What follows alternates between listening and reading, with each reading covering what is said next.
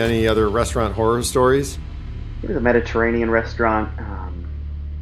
I was going to town on the hummus. What is the secret ingredient this time? Death! Hi, this is Matt Martin with Allergy Survivor. Today, we will be joined by our guest, Jeff Holmes. He also has a lifetime of experience with allergies. None of this is medical advice. These are just people sharing personal experiences in navigating severe allergies. Jeff and I have known each other for over 10 years. Our wives are super close friends. They grew up together. I randomly fired off a text, "Hey, I got a question about allergies." And I love your response. He says, "If having too many allergies makes someone an expert, then I'm your guy. What's up?" So thank you for taking the time. And you just put the kids to bed? Yep. Yeah. Both down, and hopefully we'll stay down. Usually not a problem. Let's just start with the question. Where did you grow up? So I grew up in Cincinnati, Ohio. I've known a number of people who moved here from out of state, and they say I didn't have any allergies until I came to Cincinnati. So I think something about that low river valley with the hills around just kind of contains and condenses a lot of the allergens from birth. I've had the food allergies as well that have evolved. So Yeah, I love Cincinnati. That's the problem. I don't want to leave, but it's not great for my body. Yeah, right. Oh, it is awesome in a lot of ways. Yeah. And that's funny. You mentioned how they've evolved, as mine have. Yeah. I know that, like, obviously, I don't encounter that many other people with potentially deadly allergies. And it's funny how we did, like we both have mentioned it. I think I've asked you maybe a couple questions a couple times just out of curiosity. I'm interested in how they evolved and stuff. But, as far as growing up, like, what were you like as a kid? So I'm the youngest of four. Pretty active siblings. For me, a lot of imaginative play. My mom always said that let my older brothers, especially, kind of linger in the play world even as they grew. I remember playing a lot with Legos, Playmobiles. Of course, playing outdoors. We were lucky to live on a couple acres, even within the city limits, kind of bordered up against a forest area. And spent a lot of time out in the woods, making trails. There was an old kind of creek that had remnants of a dam running across it. So that was kind of a place we liked to go down and play. There was what we called the well, circular stone structure, may have been a spring cooler or something. But whenever it got filled in, they threw trash and dirt in there. And so we would dig in the well and pull out pieces of old, china and jugs and pottery. For a child, it felt like archaeology. So lots of time outdoors. Treasure hunting. Yeah, that's cool. And as with mine, I was just like exploring trails and like there were, like these creeks and just kind of a free for all and exploring like that. That sounds sweet. Yeah. Yeah. Yeah. I loved it. What you were going to say? I just loved it. Being it's probably the hardest thing of being an adult. I don't get as much time outdoors and I love nature. So would you call yourself adventurous or careful, reckless? And of course, this is relative, I know, to the time, but yeah, no, I was highly cautious. I don't think I legit climbed a tree more than like a branch or two until I was like 15, a teenager. I avoided all risk because I have very low pain tolerance. I'm like, well, why risk having pain if you can be safe? So when we watch Inside Out with my kids, we all laugh at the character Fear. I'm like, he's making some great points. He loves safety. I approve. What's something that people never guess about you? Never guess about me. I often identify myself as an introvert, but I present very well in front of people. My job has me performing in front of people. I do a lot of public speaking. So people are at a party, in a group. I'm fairly gregarious, talkative, sometimes talk too much, as my wife will let me know. Leave some space for other people. But at the end of the day, I'm like, I just really want some alone time. If I have options of like fill up the calendar, leave it empty, I'm like, let's just leave it empty. So yeah, usually people kind of expect that like, Jeff's like probably a hardcore extrovert. Nah, love people. See you later. Well, that's sweet. Yeah, I never would have guessed that about Yeah, you. Yeah. yeah, Okay, so you mentioned environmental and food allergies. With regard to food allergies, do you remember your first reaction, or do you know what caused people to be aware, or your mom or yeah. you to be aware of this? So, pretty early on, I was an infant, well, at least old enough to sit up in a high chair. My mom recounts that my siblings, would eat breakfast and give me a kiss on the cheek before, going out the door for school. And she said I would get a red welt where they had kissed me. Figured out that was probably the milk residue. I don't just have internal food allergies. I would manifest, especially early on, with like hives from contact. I would get like a hive reaction on my skin, and then learned as I got older that my skin, without an antihistamine, will actually get a welt if you just scratch me with no allergens. You just scratch me, my skin reacts like it's had a histamine reaction. It Whoa. has some weird name that I can't remember, but I found that out after doing two skin allergy tests. In my childhood, the second test, they're like, you reacted to everything, which, can pretty much happen, but you reacted to the control, the saline solution. Like, Right. that's not supposed to happen. So the doctor walked Wow. over, scratched me with a wooden stick swab, and I welted up almost immediately. He's like, can't use the skin test on you. So Right. yeah, Oh my pretty gosh. pretty stark, clear reactions even from infancy. Well, that's great that your mom was aware. I mean, it sounds like it was kind of hard to miss, but she wasn't closing her eyes to it. Right. Certainly, was connecting dots, and Yeah. the dots were there. Hmm. Wow, that's remarkable. She's seeing, okay, let's say milk, like you said. Okay, there's something going on with milk, and then that must have been tricky. Like, okay, we can't find, like, how do you hone this in? How do you pinpoint the cause when Yeah. everything seems to be the cause? Yeah. So pretty early on, probably at the pediatrician's direction, they did as a very young child, I'm guessing in the one or younger range, whenever they started doing solid foods, they put me on essentially an elimination diet to start with. Um, so I think it was rice, chicken, and broccoli, which miraculously, I love all three of those. So Oh, didn't that's burn funny. out. And somewhere in the process, they discovered it was the dairy products. Again, manifesting, for my brothers had lactose intolerance. For me, it was the skin reactions, and Hmm. so if I would sneak a piece of cheese, I would end up like kind of hiving out. So like I didn't eat ice cream until I was a teenager. I Uh, can relate with yeah, that. Yeah. and now I'm like, how did I survive? I ate pizza with no cheese. I That's would just like pull offensive off. to look at. It is. It looks like Yeah, a brain. yeah, People would tell stories about me how, because I would pull off the cheese and then I would put the pepperonis back on, yeah, and it's yeah.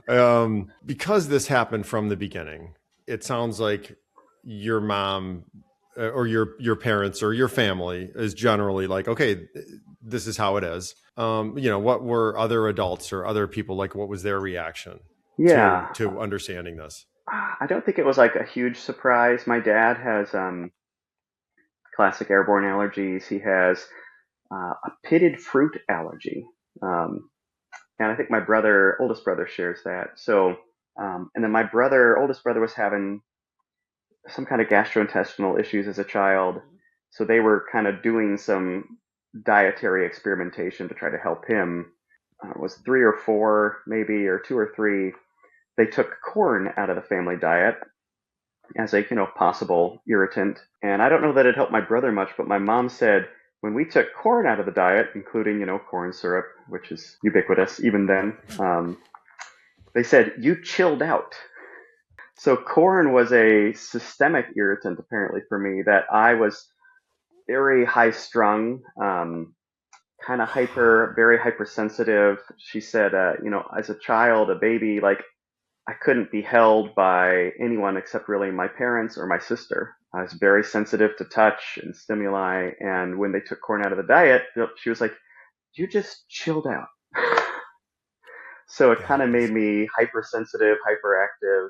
not something I avoid today. I think I'm less sensitive to as an adult. Haven't really experimented to see how I might feel generally speaking if I were corn free. But as we mentioned, ubiquitous, hard to avoid.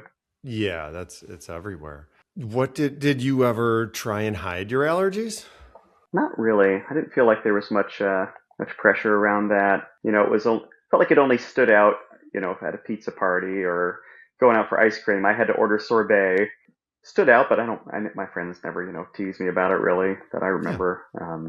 Yeah, yeah. so I never felt the pressure to hide it. I think it was just a nuisance, especially as you get older. The some of the food allergies can lead to the airborne. So I don't remember having a lot of airborne allergies as a kid, but as a tween and onward, definitely manifested to the point I remember like at age 12, went to a horse camp for a week. That's like it was the best of times and the worst of times because I love animals. I got to spend a whole week with horses, and I was allergy wise miserable. Like running nose, like weeping eyes. I was like, I'm so happy. Brushing down the horses, breathing in dander. So it was like a pretty clear mark for me of like, don't have a future in equestrian activities. Yeah, my friend, he's allergic to dog. A dog person, always had dogs, allergic Same, to yeah. dogs. Yeah. Just Benadryl was, that's part of his life. Actually, the Benadryl reminded me, obviously, when parents see you have allergies, they put you on medication. Before I was 10, I'm sure at some point, my parents started me on a medication at the time called Dynahist. I don't know if you ever heard of it. Sounds familiar. Yeah, I don't know that it's still made, but I must have been on it for 5, 6 more years. And then as a young Mhm. teenager, went for allergy testing, to look into allergy shots. You have to go off your allergy medication for testing, of course. Can't be repressing your immune system so it can react to the things. My mom observed it and I felt it. It was like when I went off the allergy meds, I woke up and I realized like I feel like for years I've just been kind of living in this like lethargic haze, like, kind of Mm. feeling just down a lot. I remember vividly like thinking like, gee, my friends, like everyone seems to have so much more energy than me. I'm just kind of like slower and not motivated.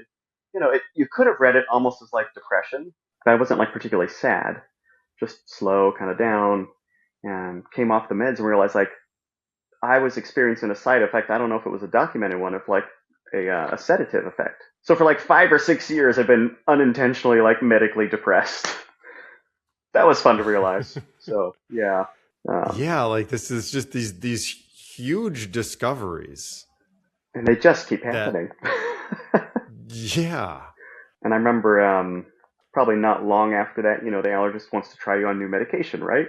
Tried it's probably like Allegra D, Claritin D, with the decongestant because of pretty high responsive sinus allergies, and felt really ill trying those new meds. I was getting like heart racing, chest tightness, so somewhat like Mm. anaphylactic type symptoms.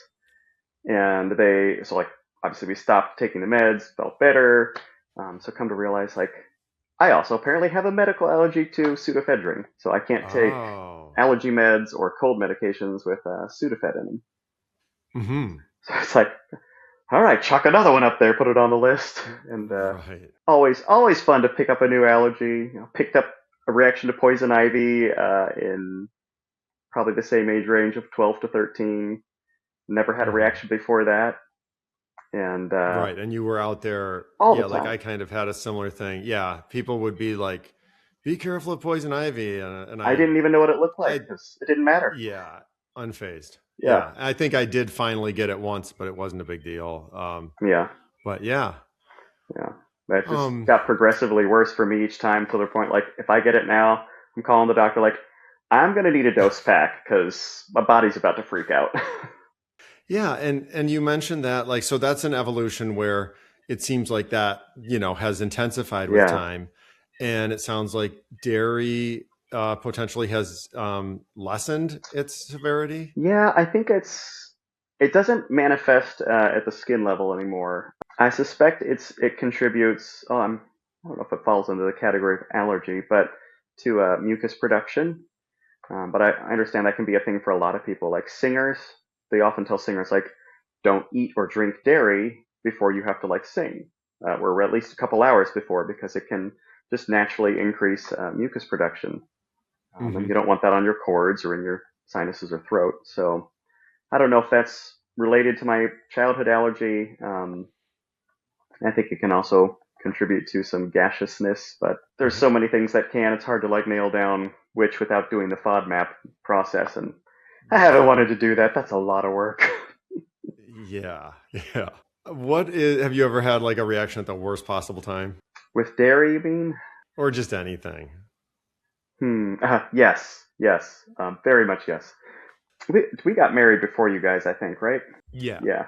Hmm. So at our rehearsal dinner, we had catered Indian food from a local restaurant, and I was clear. So I also have a peanut allergy and tree nuts. And I was like, need no nuts, no contamination. We only ordered dishes with no nuts. And my mother had this great idea of hers of like at the rehearsal dinner, wouldn't it be fun since you're a musician if like all the guests, 50 to 60 people with their RSVP submitted a song that they might want you to play and you could just like perform for an hour or two at my own wedding. I was like, sure, Mom, but if that's what makes you happy.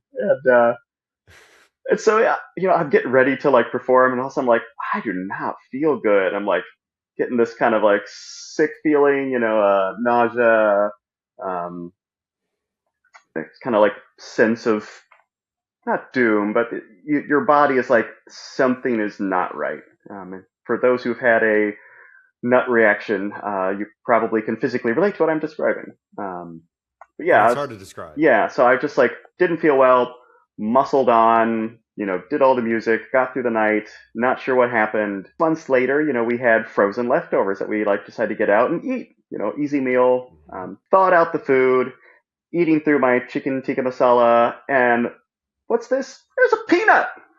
It's not even an Oh. ingredient in that dish, so it must have just like been an accidental kitchen contamination when they were making the dishes. But like it was enough to, I, I don't know if it was one nut, a handful, but whatever got into that dish that I ate that night was enough to like cause some level of reaction. And for some reason, I often do get not always like the anaphylaxis, but it's often a nausea or vomiting response to it. It's one way I know it's not just psychological because there was no reason to expect I'd been exposed to anything. It was just also my body's like, there's something wrong in here.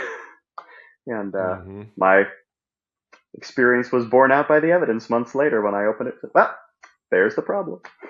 It's good to get closure, Yeah, have yeah, to know what the cause was. And you're just, sometimes you never know, like it's some kind of cross contamination. yep, And then from my experience, sometimes it will seem not so bad and then it ends up being really bad, or yeah, it turns out to be nothing and I'll never know what it was, or it's a 5 alarm fire and I still don't know what it was. But I mean, in that case, for me, it's a tree nut that's on the bad list. But yeah.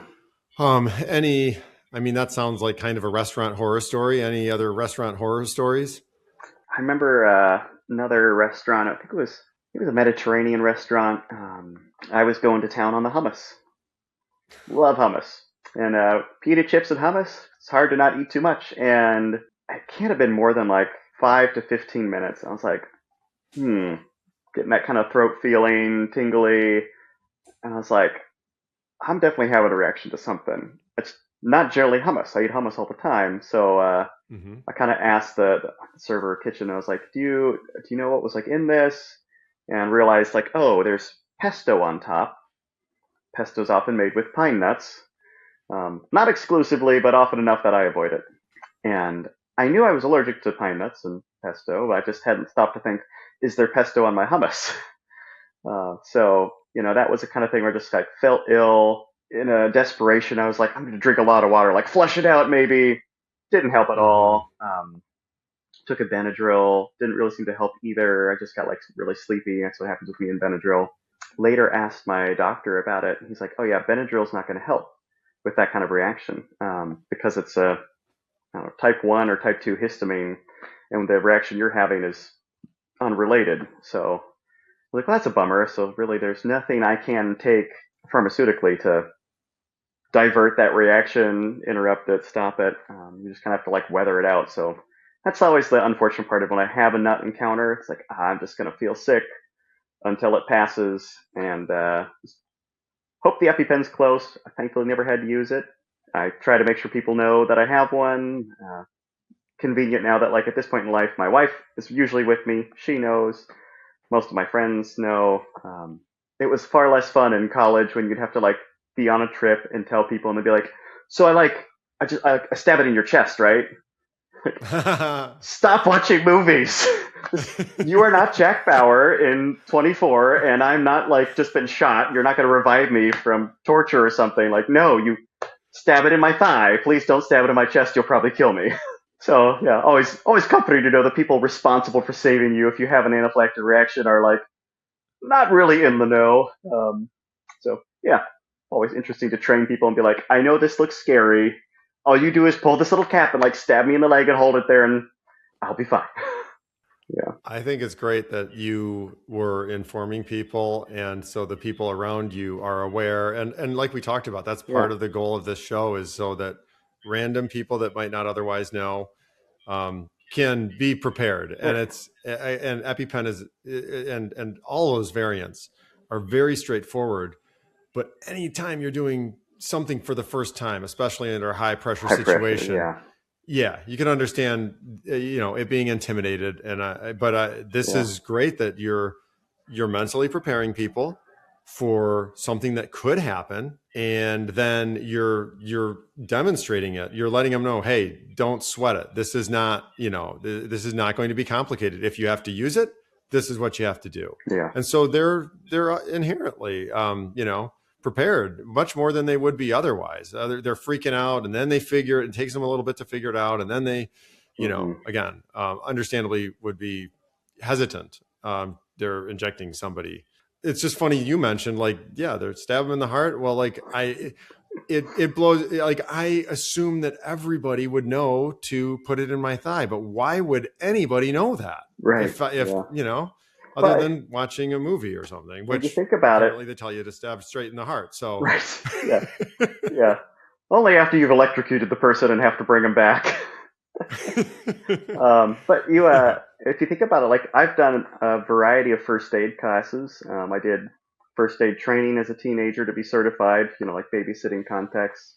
I've done other first aid contexts for work, and none of them have ever mentioned EpiPens, how to use them, and it's just like, this is a reality for so many Americans, people worldwide, and it's not even in the general awareness of, like, first aid.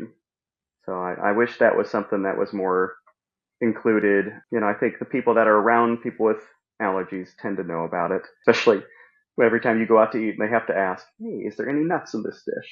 And I'm sure, your first responders all know, your paramedics, your firemen, but it's the Mhm. people around you at the restaurant that you kind of hope they might know the Heimlich. Do they know the EpiPen? Right. Yeah. I am impressed with how forthright you are with people around you, and you are making a point to educate them, and it might have benefited somebody else, a year later, then you have no idea. Like, somebody Yeah. that you kind of prepared, they're like, oh yeah, Jeff told me about this, and this is what you do, or at least to take it seriously. Yeah. Maybe Yeah. they watched a few TV shows where it's a funny thing, and then they now see, okay, this is something to at least take seriously. Yeah, I think outside of, like you're saying, schools potentially now are more in tune, Yeah. some of these first responders and this and that. But yeah, what you're saying, I'd say a lot of people there's a long way to go, and there seems to be more and more people with this condition. So Yeah, I'd be curious. I've never looked up what percentage of, in America, what percentage of Americans are carrying or needing to have EpiPens. I know from news in the past decade about the prices of EpiPens and the emergence of the generics that it was big enough to issue to garner the attention of the media. But yeah, I've never seen a figure or statistic on how many people use them, buy them annually. yeah, and the statistics that I've seen are pretty vague as well, because how many people warrant that? Like, I'm guessing 1 or 2%, which of course is still tens of millions of Yeah, people in America alone. but then what percentage of those, really would, be in a situation that would require an EpiPen? You have Right. done a magnificent job of avoiding that, whereas a lot of people, I think, in your situation would have required it. But Yeah. it's, you're prepared, and furthermore, you're making sure the people around you are prepared. Hmm. And that is part of the reason that you have not had the close calls that I have, because I followed a different playbook and I have suffered for it as well. But it's great to see like how you're upfront, you're letting everyone know, and so they're prepared. And this may continue if required, that like restaurants might have one on hand like themselves. Yeah. But of course, then nobody wants to be legally responsible, and Right. it's a balancing act. The solution seems to be just take it off the menu, take it off the airplane, Yeah. and that way they don't need to hopefully deal with it at all. Or if they do, it's not their fault. I obviously don't have the highest level of like sensitivity to peanuts, tree nuts, but I was baffled when I've flown, and I would tell an airline, some of them I'd say, I have a peanut allergy. So we're not going to serve peanuts on the flight. Awesome. I've had other airlines that say, okay, well, we won't serve it to the row in front and behind you. Or I've had other airlines that say, well, we can't keep other people from having them. I was like, so if the guy next to me is like chowing down on peanuts and I die on your airplane, you're just okay with that? I don't feel like I'm asking for the moon in this kind of accommodation of like, I'm sorry, I don't want to potentially die on this flight. I'm sorry to ask so much, but yeah, it's strange to feel like it's such a burden, as if like there are no other snacks in the world. Like, people have to have their peanuts. What would Mr. Peanuts say to you right now? Go salt yourself. I don't know. I think it would be to flip that on them and say, just let's run through this scenario. Yeah.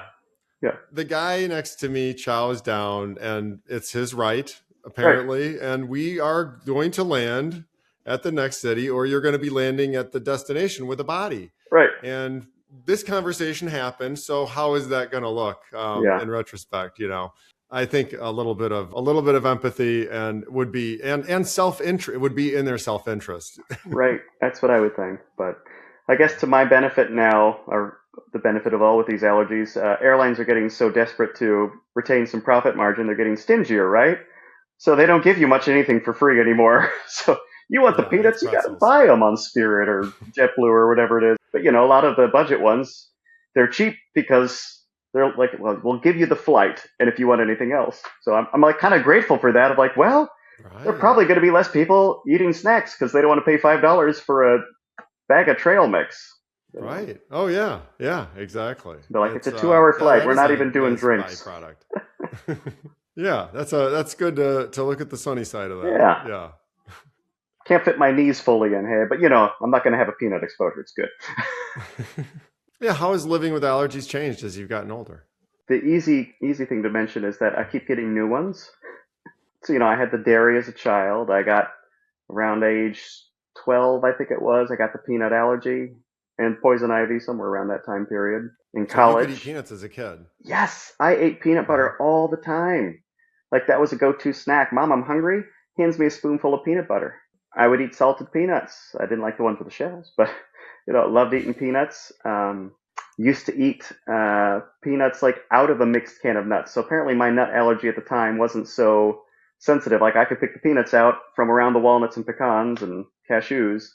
And but I remember around age 12, I'd been doing that, had a reaction, a kind of a chest tightness, heart racing. Was that the other nuts? Like what happened? I'm pretty sure that was when the peanuts were like kicking in. And then sometime after that, I had what I assumed was a reaction to peanut oil, chips made in peanut oil, because it was the only link I could find. I was like, well, I ate those, and that's a different brand than I ever eat. It's cooked in peanut oil. And further life experience bore out that, like, can't do peanuts. And then in college, found out, again, from a reactive encounter, that I'm allergic to coconut.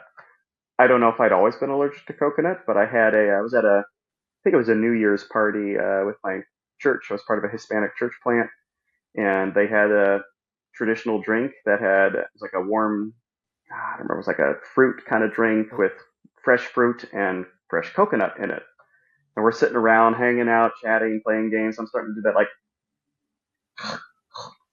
what's going on? Like, I haven't eaten anything. I'm just like sipping on this drink. What's in this drink? Oh, well, I've never really eaten coconut, so went to the allergist, found out, yeah, you're allergic to coconut. Oh, and Yeah. married to my wife at the time, who was a vegetarian at that point, and loved to use a lot of like dairy alternatives as well. And other points of our marriage, she's gone through dietary changes that required no dairy. She's in one now. She avoids most dairy, and coconut Mhm. milk and almond milk. Like those are the go-to substitutes. So it's just like, man, Yeah. that's hard as an adult of like, how do we make our diets compatible? And then at age 34, was it? I picked up a banana allergy. Ate them all my Yeah. life, Nothing more glorious than banana bread with chocolate chips in it, right? But no more, no more. Oh. So I'm just like waiting for the other shoe to drop. Like, when I hit Yeah. the next decade, I'm like, well, what's going to be my new allergy? Or hopefully there's advances and they Maybe can throw it in suppressant reverse. therapy. I don't know. Yeah, my understanding is that they're doing tons of research on peanuts, Yeah, more than tree nuts. Yeah, when you mentioned earlier with the hummus, it's one of those things like it can be a little bit like whack-a-mole where like I love hummus too, and it's very simple. And then, like one time I think it was that or something else that had pistachios sprinkled on top, or one time in my whole life there was cashews in it.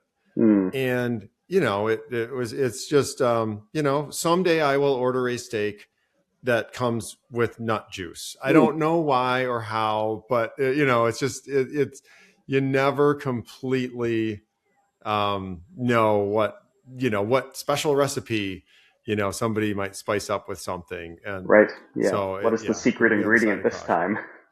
Yeah, Death. yeah. What do you think is something that people really misunderstand? I mean, I don't know if it's a misunderstanding, but it always drove me nuts, no pun intended, that people would ask me, "Oh, would you die?" when I tell them about an allergy. And I'm like, I mean, I don't know. I feel like I would have had to die to know if it would go that far. I'm sure there are people maybe who are very like certain that like a peanut and I'm dead. But for me, like I've gotten really sick. I've had various types of reactions from vomiting to anaphylaxia, but I haven't had like my throat has never closed shut all the way. So it's hard to know, like, would I die? Maybe with enough of the allergen, but generally, I don't know if it's my particular physiology. I usually can tell I've ingested an allergic substance while it's in my mouth. I know a lot of people can rapidly feel the tingling on the lips or the lining of the mouth or in the throat, and usually that amount is not enough to cause a severe reaction. It'll make me sick. Countless times I've picked up something I thought was safe. Yeah, I remember buying a muffin that was mislabeled. Hmm. It said it was a Yeah. cinnamon muffin. I took a bite and going crunch. That's a banana nut muffin. And so I spit it out. I rinse my mouth. There's nothing I can do. My skin is already, the lining of my mouth has already absorbed it. It's starting to tingle, itch, swell. Obviously, I didn't die. So the whole like, would you die? People get really excited about the prospect of someone with allergies dying. I'm like, Yeah. I don't know. I don't know. If next time I die and come back to life, I'll let you know that now I know I would die. Yeah, it's like I don't want to find out. Yeah, And people survive when their throat swells up completely and they go do a tracheotomy or whatever. right. I don't want to go into that. I don't want to stop breathing and see if I live. Right. Yeah. The I'm never going to intentionally find out how far that could go or how much I can tolerate before death. yeah, that's not we're not charging into new ground if we can all avoid that. Yeah. Indeed. You think that, culture has changed for the better with allergy awareness? Restaurants better than when you were younger? don't have a strong memory as like a young child of what restaurants were like, but we honestly didn't go out to eat a lot, and if we did, it was something light, like Cincinnati style chili, which is not chili. So you maybe do something like that, or Wendy's, and you're not running into allergens at classic fast food restaurants. Panera came along and Chipotle, and again, those aren't, at the time at least, a little more now, but even Chipotle, I've never had to worry about my type of allergens with Chipotle. They're pretty basic food, what you see on the menu is what you get. There aren't additives, there aren't special oils they're cooking in. They're cooking the meat, they're making the rice. So yeah, by the time I did more adventuresome eating and international restaurants type settings, I feel like restaurants are a lot better about listing the allergens. I still will ask if a dish doesn't identify an allergen. Sometimes I'll think like I can order something without it, and they'll say, "Oh, we can't do that without the pecans that are on the ingredients list because they're actually part of this other, like sauce or jam or something." It's like, "Oh, okay." But Hmm. generally, restaurants I feel like are pretty safe, for me at least, just because my allergens are readily identifiable, usually pretty easy to isolate, unless it's a more truly like traditionally international restaurant where the ingredients might be more core like a Thai restaurant. There's just a lot of foods I can't eat there. I'm not going to do half of those dishes, but generally they'll have something you can eat, or you just say like, "Hey, I want something with rice and chicken and a heat level of 5. What can you do for me?" So Yeah, exactly. It's more foundational, but then you go in, you're like you know it's going to be a narrow selection, yeah, but you just tell them like, yeah, I'd like food, yeah. The and the worst something places without, actually are again the places that cater to the specialized diets for vegan eaters. It's like I'm happy that the vegan people finally have options. Like usually they're looking for that one or two things that they can eat. It's like, do you have a vegan option? But if you go to a health food restaurant now that's like focused on vegetarian and vegan and health foods, you're going to find many, many dishes, including those base allergens for people with nut allergies. They're built on the nut meats and the nut oils and nut milks because they're so generally healthy for you. I've wanted to improve my diet at various points. I'm like looking for healthy snacks, and they always say like a handful of nuts, a handful of pecans or a handful of walnuts is a great snack. I'm like, I guess I'll stick with my pretzels, my empty yeah. carbs. So yeah, those are the places that are hard because you're just like, uh, do you have anything with dairy and meat? Yeah. I need the things that everyone else is avoiding because I can't eat the things that everyone else is defaulting to. Yeah, I encounter a lot of that, and it's a minefield Hmm. because, right, it's a great source of protein. It's healthy. It's got everything, Yeah, and now they're able to use the nuts and these other ingredients to do so much with them and right. get creative with them, which again is great and it's remarkable. I recently walked into one. I walked in there and I wanted to make her aware just right from the get go Sure. that I was allergic to some tree nuts because mine isn't across the board. Hmm. And she basically was suggesting, and this is the owner, which I respected her candor. She's basically like, it's better if you walk backwards out of here right now Oh my God. and don't even set foot into here because of how many of these ingredients we use. It's pervasive, it's in everything. It is. And so Yeah. I had to talk her down that I'm like, I can breathe it. And I've eaten here before. I just Yeah. want to, make you aware and I'm going to read the ingredients. And as long as it's clearly labeled, we should be fine. And it was an interesting conversation that went on. And it's just cool, like her awareness and, hey, I would rather be told that than be told, oh no, it's fine. And then they find out that it's not. We all find Yeah. out that it's not. And so I err on the side of caution. I always make clear that I'm responsible for myself in these situations, especially when I recognize that they truly want to do the right thing and are looking out for me. Yeah.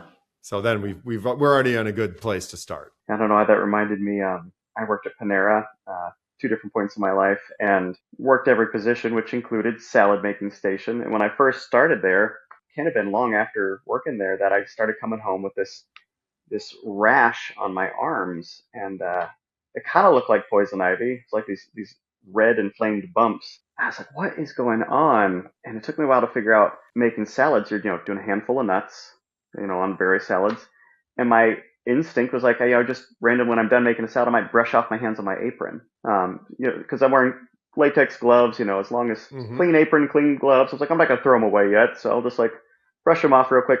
And I'm wiping my arm on my apron as I go back Hmm. and forth, and so the sensitivity of my skin was just like blossoming each exposure of the nut residue. It's like what? It's not dust. What even's on there?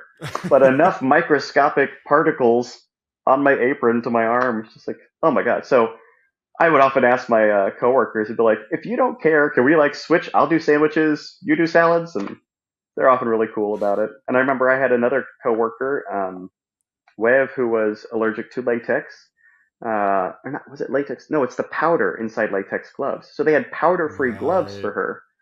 So I don't even know Hmm. what the powder is made of. Is it a latex product or something else? I don't know, but But I've heard of that same thing. yeah, Yeah. she'd have the powder-free gloves. So I appreciated that, like, they made those accommodations for her, and my Yeah. coworkers were cool about like, oh yeah, let's switch places. So you're not having to juggle nuts.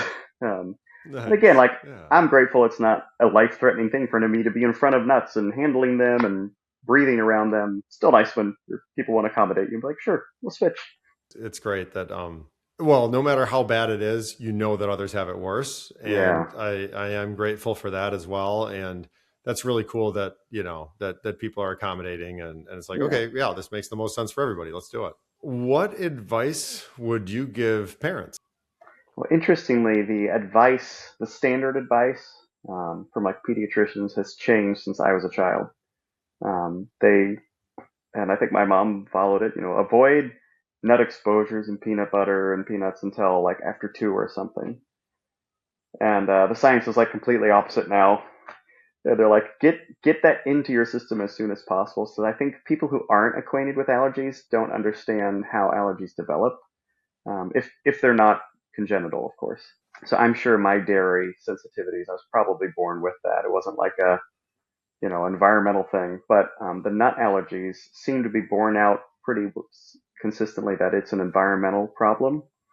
And so we are exposed, things that we're exposed to first through our skin repeatedly the body reacts as foreign object, an invader.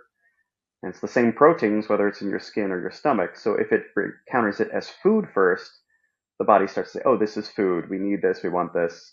I'm not going to attack it. So that's partly why they say, like, when you have a young kid and they're moving towards solid foods, give them some kind of nut butters, the almond butter, the cashew butter, to help their body acclimate.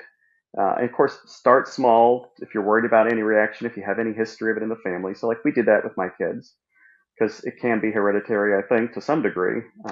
Maybe it's just the disposition to develop it. Little amounts. They seem fine. Might try some more again next day.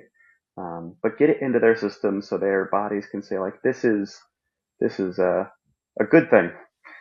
Versus when you encounter it environmentally, your body starts to go, I don't know about all this.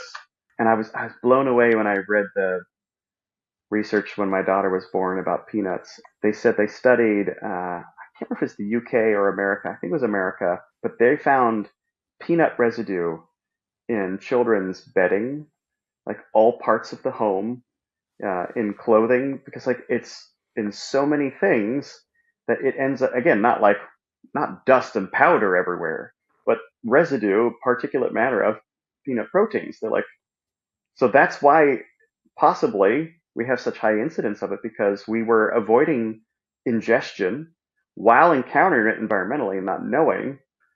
So our bodies went like, oh, this is clearly a danger, and now it's inside of us. Ah! So yeah, Oh. I very much want people to know, like, try to introduce it to your children as soon as possible to reduce that potential of it being a lifelong burden, um, with the understanding that, like me, it could emerge later. So to look for those unusual experiences, unusual symptoms that don't have a clear correlation. Like I said, for me, I don't know that it's very common or not, but I get a lot of nausea when I have a nut reaction. It could be easy to look at them and be like, oh, my kid just got probably food poisoning or they got the stomach bug. But to know, like, when did it start? Was it close to eating? What did they eat? Was it a shared food? Well, it's probably not food poisoning if everybody ate it and they're the only ones getting sick. Be mindful of the symptoms. When do they present? How do they present? Do they repeat? I would guess many parents are paranoid enough like me that, like, if they see a child having trouble breathing, they're not going to blow it off. Yeah, and this awareness. Yeah, Don't just shrug it off. Look at the factors, and especially if there's any kind of family history, what's yeah, behind this, what could be outside of the normal, yeah. nausea or just stomach bug or whatever. I'm grateful we haven't had to really deal with this, but probably the harder ones to identify are the kind of behavior altering allergies. I kind of thought when I was younger, like when people say like, "Oh, I'm allergic to yellow 10." I'm getting my numbers wrong, I'm sure. I was like, that sounds kooky. How could you be allergic to a color? But I've had friends who were like, when we took red whatever out of our diet, my son's personality changed, like who they are in every moment, not just like in their antsy moments, like their daily personality changed, kind of like corn did for me as a young child. I don't really understand why corn would affect my brain chemistry, but it clearly altered my behaviors, made me less stimuli sensitive, made me less high strung, tense. Yeah, my friend who's got a teenager, I think when he was 12 or whatever, they identified one of those food coloring agents that for whatever reason his body chemistry reacts to differently than the rest of us. So to notice, is my child a difficult child? Or should we try to see if their diet is like impacting them? Or like maybe your child's cranky all the time because they're like uncomfortable. They have gastrointestinal pain. That's good for them to be aware. It's just good to Yeah. think outside of what their usual Yeah. suspects might be or whatever their assumptions might be, and keep it on the radar as a possibility. Like, is your child high strung and maybe manifesting ADHD, or does he have like a systemic reaction to something he's regularly consuming? Like, I don't want to villainize any food group or food additive. Like, the FDA has been trying to do their best work for decades to know what's safe and not safe. And, I try to listen to a variety of scientists and not just one, Facebook reel to know that the challenge with anything is that we may all be human, but we all have very unique physiologies. So it's not fair to be like, well, this is bad for everyone. Like, it might just be bad for you. It might just be bad for your kid. And that's good to know. Like, then do what you need to accommodate that and build awareness. Like, this might be a problem for someone else. Try taking it out of your diet and see what happens. It's not automatically universal by any means, but if it's affecting one person, maybe it affects more. Thank you, Jeff. Yep. This whole conversation has been very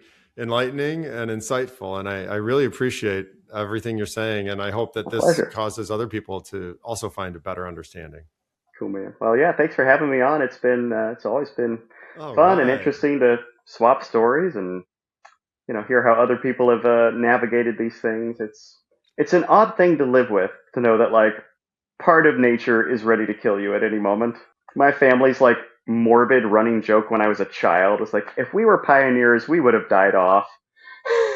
What an awful thing to know as a 6-year old. Like, yeah, if we were pioneers, we'd all be dead.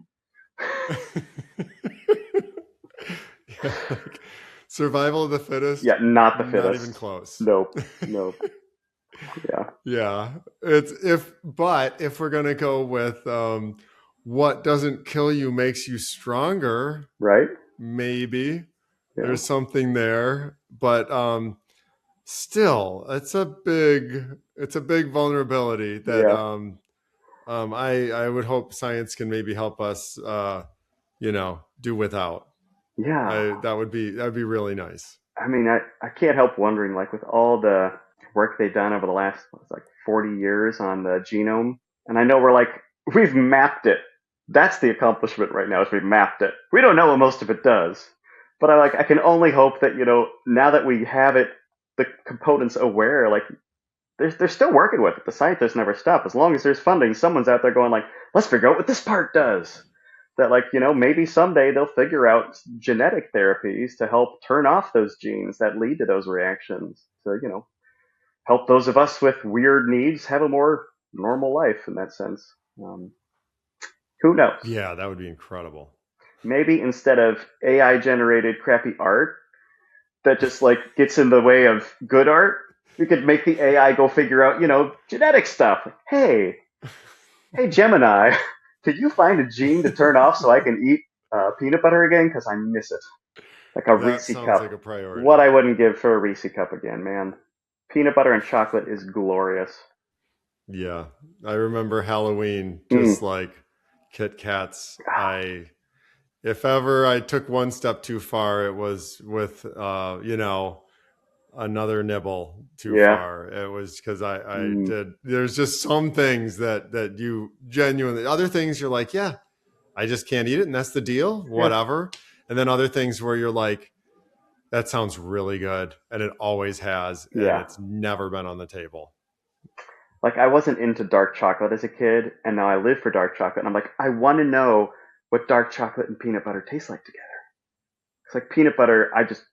To my memory, it's exquisite, smooth, sweet, salty. All the good things.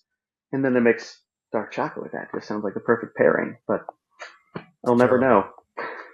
Yeah, I eat it all the time just to make sure that it's still as terrible as I remember. But yeah. Oh, Mm-mm. ah, glad I'll never know the Not disappointment. missing a thing. Oh, well, yeah, it's always great talking with you. And especially great, like, again, like I've gleaned these things with mentions, while Yeah. we're grabbing lunch or while we're getting together. And it's really cool. Like, and it's been intriguing because, like, Hmm. we've had a very different journey with totally different perspectives and a lot to learn from two lifetimes of experience. Yeah. And so it's really been cool to have like a comprehensive conversation and learn more about your path and what's brought you this far. And again, the whole goal of this, as much as anything, is for others to learn like what works best for them, collaborating with their doctors Yeah. and medical people and all the tools. Like, you've had an EpiPen and you're very responsible about it and you've never had to use it because you're so responsible, I feel, with your approach and getting people around you aware, among Hmm. other things. So yeah, I hope that people can benefit from your proactiveness as much as they can from my mistakes. That's a lot of what this show is just talking about I should not have, Yeah. Yeah. but again, the most important thing is learning from our mistakes and learning from other people's mistakes. Yeah. I feel like my life lesson is like it's always better to like take the time, even if it means waiting 10 minutes to find the right person to ask what's in this muffin at the party, than to think like it smells like chocolate chips. I'm good. Because there's someone out there who was like, what would make these chocolate chip muffins even better if we put walnuts in them. A chocolate chip muffin is perfect how it is. Don't ruin it. Or a chocolate chip cookie. It did not need macadamia nuts. Like, just give me my cookie, man. Um, but it's always when I think I'm fine, that's when the accidents happen. So like Exactly. there is no point at which like vigilance ends. Like, oh, this is the right environment. Everyone knows they wouldn't do that. Like, no, somebody's going to forget because it's not their life. They're not living it every day. Um, or somebody's a guest and they didn't know, and so they brought the thing that you're allergic to.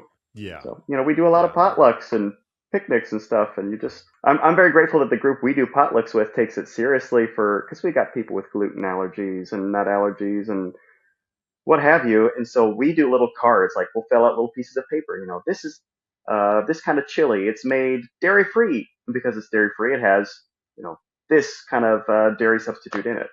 So you don't just say dairy free. You're like it's dairy free with almond butter. There's so many things where, yeah, like you associate some of these safe foods with other safe things, but like you're saying, then it opens up a whole different can of For worms. somebody else. Yeah. Yeah. So yeah, I think the more people just can be mindful that everyone has different dietary needs, to just be like upfront about that. Hey, when you're inviting someone up for dinner, just ask, do you have any food restrictions? Oh yeah, well, my wife can't do dairy and I can't do nuts. All right, well, we won't do the Mediterranean blah blah blah dish with candied pecans that we're going to spend all the time on. Yeah, because it's heartbreaking for everybody. Yeah, to show up It and go looks like, delicious, and they spend a lot of time putting it together. Yeah. right, because once it's integrated, there's no like picking the nuts out. So yeah, it's really awkward to show up and be like, I'm sorry, I can't eat your main dish. And yeah, potlucks and buffets are minefields just inherently, Yes. especially when you can't talk to whoever made it, Right. or like you're saying, there's all kinds of variables within that. Cool, man. Well, again, thanks for having me. It's been fun chatting. Oh, thanks for joining us. Well, there you have it. Allergy Survivor interview with Jeff Holmes. I hope that you've learned as much as I have, because Jeff and the way that he's chosen to navigate his severe allergy is really a guidebook. He's proactive, he has his tools with him, he informs those around him so they're prepared should something go wrong. Thanks for watching, and hopefully this creates better understanding all around.